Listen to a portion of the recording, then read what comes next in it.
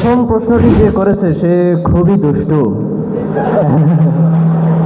Attention seek করার জন্য তো আমি আসেন, আমি তো কোথাও বলিনি যে আমি অ্যাটেনশন সিক করতেছি, কোথাও বলিনি, আপনারাই আমাকে অ্যাটেনশন দিচ্ছেন। তো এটা আমি উল্টা বলতে পারি।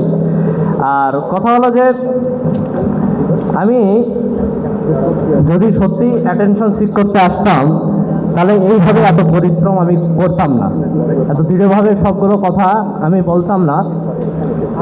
আর আমি আর একটা জিনিসটা নির্দ্বিধায় ধরে নিচ্ছি যে আমি যতগুলো কথা বলেছি সেখানে আপনারা কোনো বা যিনি প্রশ্ন করেছেন সে ওই বক্তব্যে কোনো ভুল খুঁজে পাননি, এই জন্যেই শেষ অস্ত্র হিসেবে ক্যারেক্টার অ্যাসোসিয়েশনে চলে গেছেন। যদি আমার বক্তব্যগুলোর মধ্যে কোনো ভুল বা যুক্তি খণ্ডন করতে চাইতেন তিনি সেটা লিখতে পারতেন, যেহেতু করতে পারেননি তাহলে আমি তাকে ধন্যবাদ জানাই যে আমাকে সম্পূর্ণ সত্য প্রমাণিত করার জন্য।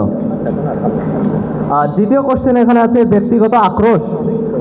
দেখেন এখানে সবাইকে দেখবেন এরা নিজেদের মধ্যে, ভাইরা নিজেদের মধ্যে মারামারি করে, কিন্তু দিন শেষে দেখবেন যে এরা ঠিকই একসাথে চায় খায়, আড্ডা দেয়। কথা হল কি, দিন শেষে সবাই আমরা ঢাবির সবাই আমরা ভাই ব্রাদার।